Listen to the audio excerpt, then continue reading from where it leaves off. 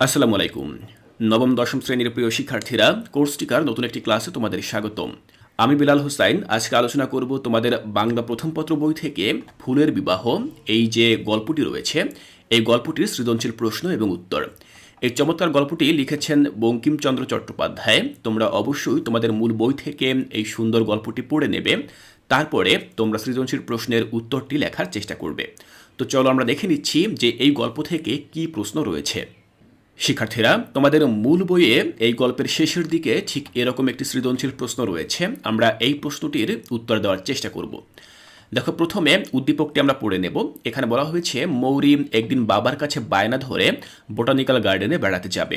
বাবা একদিন ওকে নিয়ে বেড়াতে গেলে সে ভীষণ খুশি হয়। নানা জাতের ফুল ফলের গাছের সমারোহ দেখে সে অভিভূত হয়ে যায়। দীর্ঘদিন সে যেসব ফুল ফলের নাম শুনেছে সেগুলো আজ নিজ চোখে দেখে খুবই আনন্দিত হয়। অবশেষে সিদ্ধান্ত নেয় বাড়ির আঙিনায় ছোট্ট একটা বাগান করবে। তো আমরা উদ্দীপক পড়ে নিলাম। এবার উদ্দীপকের আলোকে আমরা প্রশ্নগুলোর উত্তর দেখব। দেখো, কয়ে বলা হয়েছে, ফুলের বিবাহ গল্পে কে ঘটকের দায়িত্ব পালন করে? খ, ক্ষুদ্র বৃক্ষটি কেন বিরক্ত হয়েছিল? গ, উদ্দীপকের মৌরির ভালো লাগার বিষয়ের সঙ্গে ফুলের বিবাহ গল্পের সাদৃশ্যপূর্ণ দিকটি ব্যাখ্যা করো।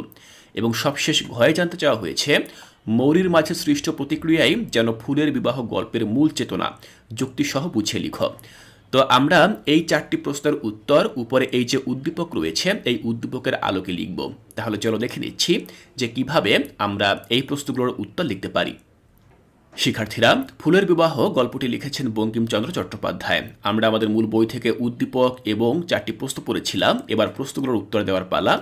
আমাদের প্রথম প্রশ্নে জানতে চাওয়া হয়েছিল, ফুলের বিবাহ গল্পে কে ঘটকের দায়িত্ব পালন করে? তো আমরা খুব সুন্দরভাবে উত্তরটি এভাবে লিখে দিব যে, ফুলের বিবাহ গল্পে ভ্রমর ঘটকের দায়িত্ব পালন করে। সে মল্লিকা ফুলের জন্য বর খুঁজিয়ে আনে এবং গোলাপ ফুলের সঙ্গে মল্লিকার বিবাহের ব্যবস্থা করে। তো আমরা এভাবে উত্তরটি লিখে দিতে পারি। এবার দেখো, ক্ষয়ে জানতে চাওয়া হয়েছিল, ক্ষুদ্র বৃক্ষটি কেন বিরক্ত হয়েছিল? তো আমরা উত্তরে লিখব যে, ক্ষুদ্র বৃক্ষটি বিরক্ত হয়েছিল কারণ ভ্রমর ঘটকালির কাজে নগদ অর্থ বা মধু আগাম চাওয়ার মতো কথাবার্তা বলছিল। এছাড়া ভ্রমর কন্যার গুণের পরিবর্তে নিজের লাভের দিকেই বেশি মনোযোগ দিচ্ছিল, যা ক্ষুদ্র বৃক্ষের কাছে অযথা সময় নষ্টের মতো মনে হয়েছিল। এজন্য সে বিরক্ত হয়ে সরাসরি বরের বিষয়ে জানতে চায়। তো আমরা খ নম্বর প্রশ্নের উত্তরটি ঠিক এভাবে লিখলাম। এবার দেখো, গয়ে জানতে চাওয়া হয়েছে যে, উদ্দীপকের মৌরির ভালো লাগার বিষয়ের সঙ্গে ফুলের বিবাহ গল্পের সাদৃশ্যপূর্ণ দিকটি ব্যাখ্যা করো। তো আমরা গ নম্বর এই প্রশ্নের উত্তরটি লিখব কিভাবে, চলো দেখে আসি। আমি দেখো এভাবে লিখেছি যে, উদ্দীপকের মৌরি ফুল ফলের গাছ দেখে অভিভূত হয়ে গভীর আনন্দ অনুভব করে। দীর্ঘদিন সে যেসব ফুল ফলের নাম শুনেছে সেগুলো বাস্তবে দেখে তার মনে প্রবল উচ্ছ্বাস জাগে। সে সিদ্ধান্ত নেয় বাড়ির আঙিনায় একটি ছোট্ট বাগান তৈরি করবে, যেখানে ফুল ফল তার আনন্দের সঙ্গী হয়ে থাকবে। এটি তার প্রকৃতির প্রতি ভালোবাসা, আকর্ষণ এবং সৃজনশীল মনোভাবের পরিচায়ক। ফুলের বিবাহ গল্পেও প্রকৃতি ও ফুলের প্রতি গভীর ভালোবাসার প্রকাশ ঘটেছে।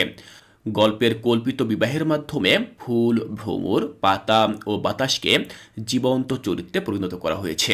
এতে প্রকৃতির বিভিন্ন উপাদানকে বর্ণনামূলকভাবে প্রাণবন্ত করা হয়েছে, যা পাঠকের মনে আনন্দ ও প্রকৃতির প্রতি গভীর আকর্ষণ সৃষ্টি করে।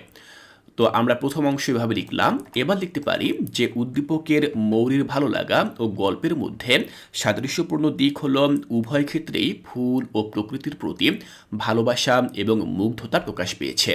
উদ্দীপকে মৌরি ফুলের বাস্তব রূপ দেখে আনন্দ পায়, আর গল্পে ফুলের সৌন্দর্য কল্পনার রঙে রাঙিয়ে মানুষের হৃদয়ে ভালোবাসা জাগিয়ে তোলে। প্রকৃতির প্রতি এই অনুভূতি মানুষের মনকে শান্তি দেয় এবং তাকে সৃষ্টির প্রতি আকৃষ্ট করে।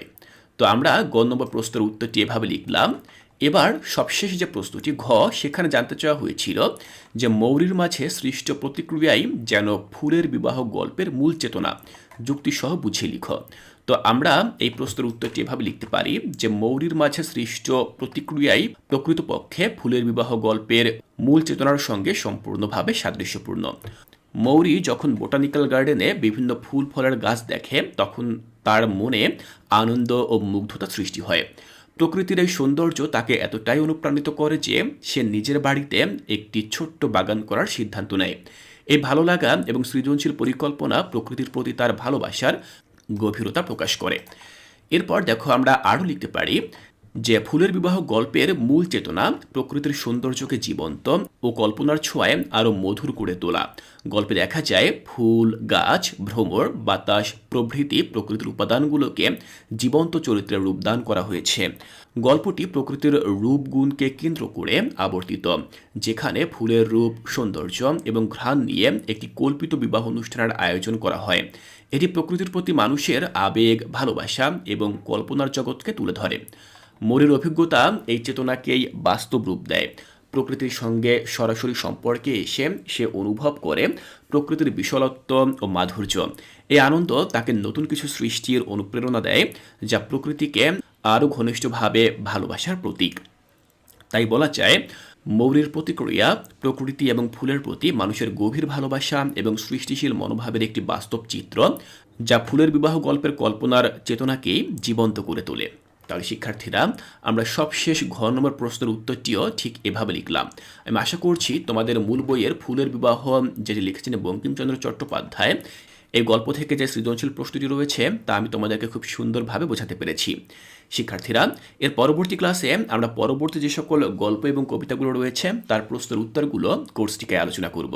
তাই এর পরবর্তী ক্লাসগুলো দেখার আমন্ত্রণ জানিয়ে আজকের এই ক্লাসটি এখানেই শেষ করছি।